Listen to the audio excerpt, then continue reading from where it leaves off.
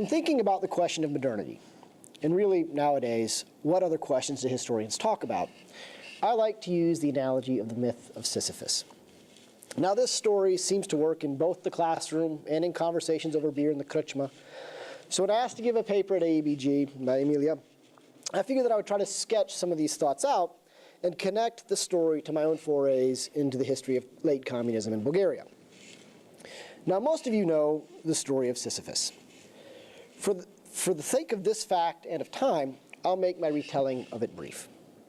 Sisyphus was a prince. He was the son of Aeolus of Thessaly, and reportedly the cleverest of men.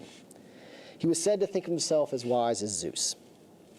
Sisyphus often tricked the gods, most notably when he tied up and incapacitated Hades, the god of death, creating a situation where no one could die, and also inadvertently making a world where no sacrifices could be made to the gods. In response, the gods developed a punishment so severe that Sisyphus would, at the very least, wish himself dead.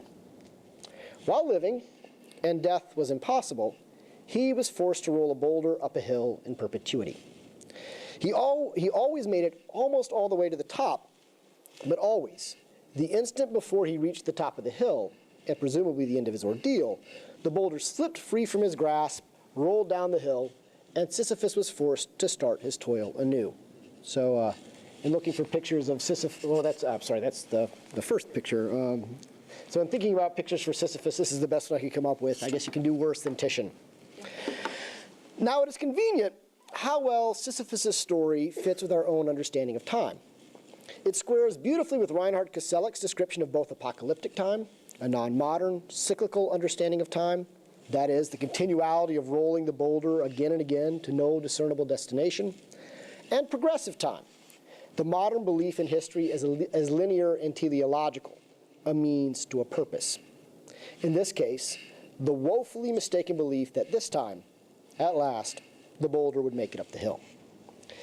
It is this tragic-comic belief that caused Kafka to adopt Sisyphus as the embodiment of the absurdity of life, toil in the absence of meaning. Sisyphus, thus, lives eternally on the boundary between pre-modern and the modern era, or perhaps he lives in both temporalities simultaneously.